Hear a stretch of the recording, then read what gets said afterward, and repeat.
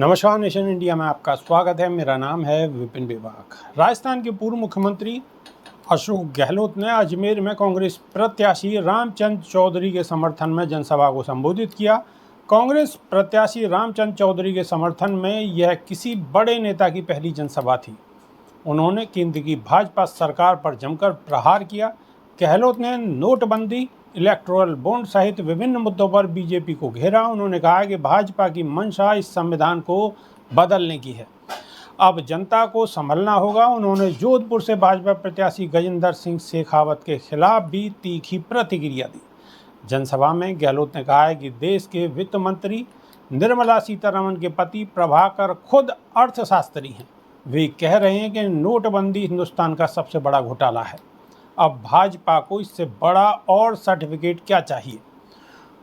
उन्होंने कहा है कि इलेक्टोरल बॉन्ड घोटाले पर सुप्रीम कोर्ट ने रोक लगाई। इससे पहले केंद्र की भाजपा सरकार ने ईडी का दुरुपयोग करते हुए 100-200 करोड़ जमा कर लिए। उन्होंने कहा है कि देश में गंभीर हालात बने हुए हैं। अमेरिका और जर्मनी भी कह रहे हैं कि देश में यह क्या मजाक हो रहा है। देश के दो मुख्यमंत्री जेल में हैं। गहलोत ने बीजेपी को घेरते हुए कहा है कि केंद्र की भाजपा सरकार ने आयकर विभाग का दुरुपयोग करके कांग्रेस के खाते बंद कर दिए ताकि कांग्रेस पूरी ताकत से देश में चुनाव न लड़ सके।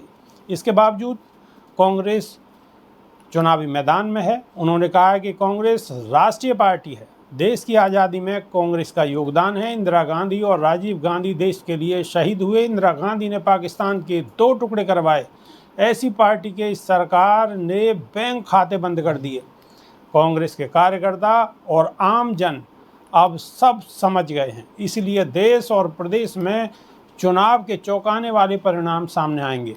गहलोत ने अपनी सरकार के कार्यकाल की योजनाओं का भी खूब जिक्र किया।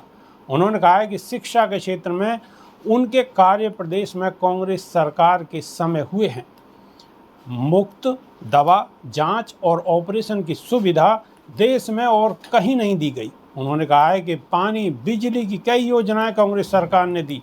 प्रदेश में 3 लाख युवाओं को नौकरियां दी, 3.5 लाख बिजली कनेक्शन दिए। गहलोत ने मोदी सरकार पर निशाना साधते हुए कहा है कि 10 वर्ष पहले प्रधानमंत्री नरेंद्र मोदी ने स्विस बैंक से काला धन लाने की बात की थी और गरीबों के खाते में 15 लाख रुपए डलवाने का वादा किया था, लेकिन वह जुमला साबित हुआ। बीजेपी के सत्ता में आते ही लोकपाल गायब हो गया। किसानों की आय दुगनी करने का वादा किया गया था, वह पूरा नहीं हुआ। उल्टे बीजेपी सरकार के समय में 700 किसानों ने शहादत दी। उन्होंने कहा है कि सत्ता में आने से पहले बीजेपी के लोग एमएसपी पर कानून बनाने की बात करते थे, लेकिन सत्ता में आने के बाद एमएसपी पर कानून नहीं बनाया गया।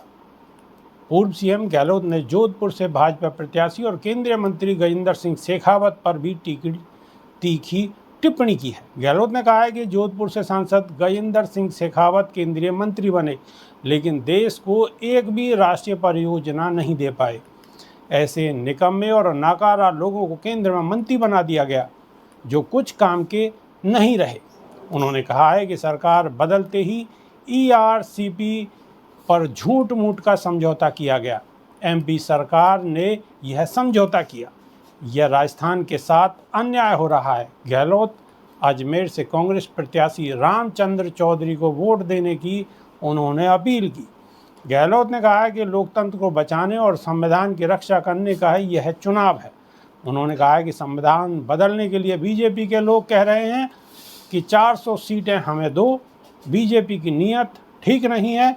जनता को इस बार संभलना होगा, नहीं संभले तो चीज़ें हाथ से निकल जाएंगी। अभी के लिए सिर्फ इतना ही। नमस्कार।